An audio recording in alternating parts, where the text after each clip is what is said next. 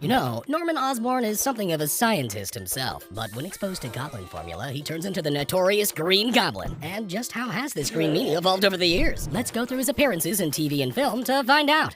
Animated. In his first on-screen appearance, the Goblin wears a pink cloth outfit, a purple belt with matching satchel and boots, and he dons a long hat, tucked behind his enormous ears. Plus, in close-ups, he has bushy eyebrows and way too long lashes. This Goblin is obsessed with witchcraft and, of course, rides his signature glider. In the 1981 TV series, Osborn physically transforms himself into the hideous Goblin. He sports a darker outfit and has paler skin with added scales. Although, from time to time, it appears he's just wearing a Goblin costume. But that doesn't matter, because when he's electrically shocked or caught in an explosion, he magically turns back into Norman Osborn. For the 1994 animated series, Norman dresses up in a bright pink outfit with a golden belt. Plus, his mask has yellow eyes and vampiric teeth. And he's, well, a lot more beefy. While this Goblin falls into a portal to the unknown, his son Harry would later take up the mantle. In the Counter-Earth follow-up series, the mysterious Hector Jones wears a mechanical getup with bird-like feet, a winged backpack, and large goggles. Even though he looks villainous, this Goblin is apparently good, and even teams up with the webhead himself. Norman Osborn, in his first live-action appearance, wears an armored green flight suit with hints of purple undertones, and an oblong mask with retractable yellow lenses. He manages to take out his former business associates, but when faced against Spider-Man, he's defeated by his own glider. Although,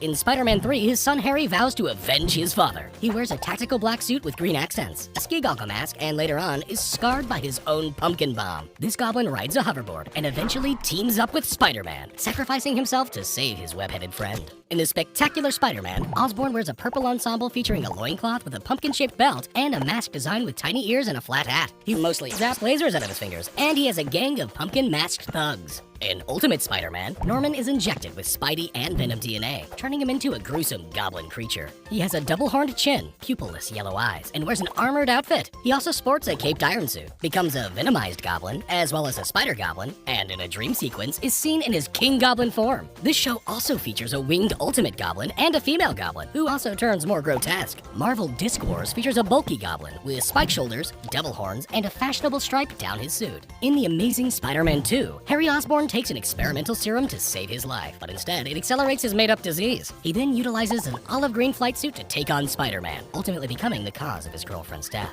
And while he tries to form the Sinister Six, this series would instead be canceled. Future Avengers Norman wears a cutesy-looking goblin costume with a jester-like collar and extremely long socks. Oh, and he has super jumping abilities. Into the Spider-Verse features a 25-foot mutated goblin with wings, a tail, and a disturbingly long blue tongue. But he's mostly a goon of Kingpin, so let's keep going. In the 2017 Spider-Man cartoon, Norman Osborn merges with a Venom symbiote, becoming the Dark Goblin. He has animal-like feet, added spiky protrusions, and a long tail. Later, he injects himself with additional serum, transforming him into a more beastly creature. The preschool show, Spidey and His Amazing Friends, features an adorable goblin wearing armored safety pads. Though he looks innocent, he's still a troublesome goon to his spider foes. But let's get back to the grown-up gobbies. In No Way Home, the 2002 Goblin is mistakenly transported into the MCU. His armor is slightly simplified and dirtier. His helmet features an angrier brow and more golden eyes. Although later on, he ditches it for goggles, gets a purple accented battle damage look, and adds a satchel, tattered hoodie, and gauntlets to his suit. He continues his reign of terror in the MCU, but is eventually given an anti-Goblin serum and sent back to his own universe.